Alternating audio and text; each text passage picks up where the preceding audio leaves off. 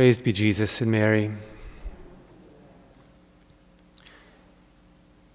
Saint Mother Teresa of Calcutta is well known to all of us.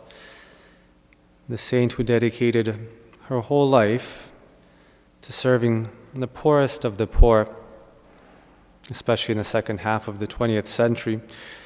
The whole world looked at her in astonishment as she dedicated her life to this most ungrateful of tasks, finding the most destitute and finding in them Jesus, God himself, and serving Jesus in them, in their suffering bodies, in their suffering spirits.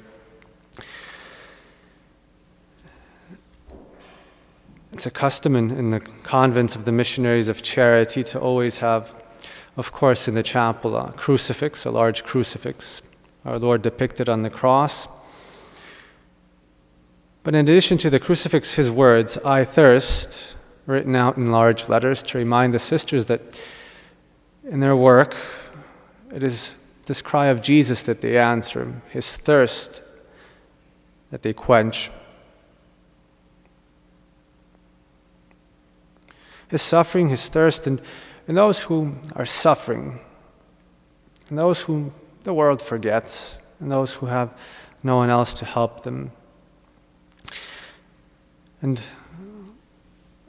along those lines, in this vision of faith, St. Mother Teresa has an interesting, or rather a very profound insight. In one of her letters, she says that this cry of Jesus, "I thirst," is only audible, we can only hear it if we stay close to Our Lady. It's only with her help that we can hear it.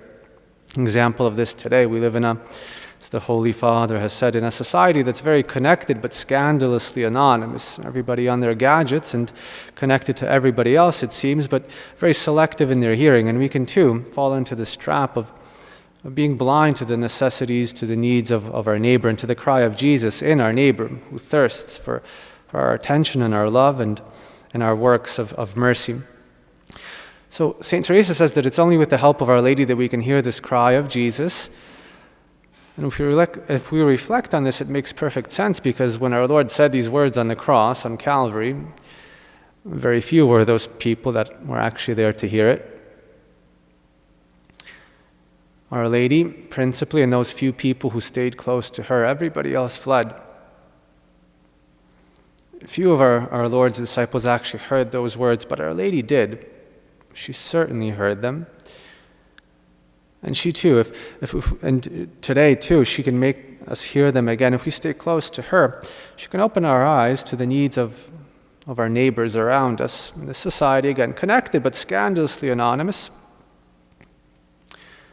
She can help us to see how to respond to our neighbors in need, whether with corporal works of mercy or, more importantly, and ones that can be even more difficult to notice, how to respond with spiritual works of mercy. Because often it's tough to tell externally when a person's soul is in need. And Our Lady in Fatima told us that many souls go to hell. Why? Because no one prays for them, no one offers sacrifices for them. You can be deceived into thinking that, well, our neighbors don't need anything from us, when maybe spiritually they're very far from God and their salvation is, even their eternal salvation might be at stake. So may we stay close to Our Lady so that she might open up our eyes how we can serve Jesus in our neighbors today in this world that needs the testimony of Christian charity. It's by our mutual love, our love for one another, that the world will know that we are disciples of Christ and will be attracted to that discipleship. So may staying close to Our Lady open our eyes to the needs of our neighbors, their corporal needs, their spiritual needs, so that we might know how to answer them by praying for them, by sacrificing ourselves for them, and in them serving Jesus, answering his cry, his thirst for our love and for our charity. Praised be Jesus and Mary.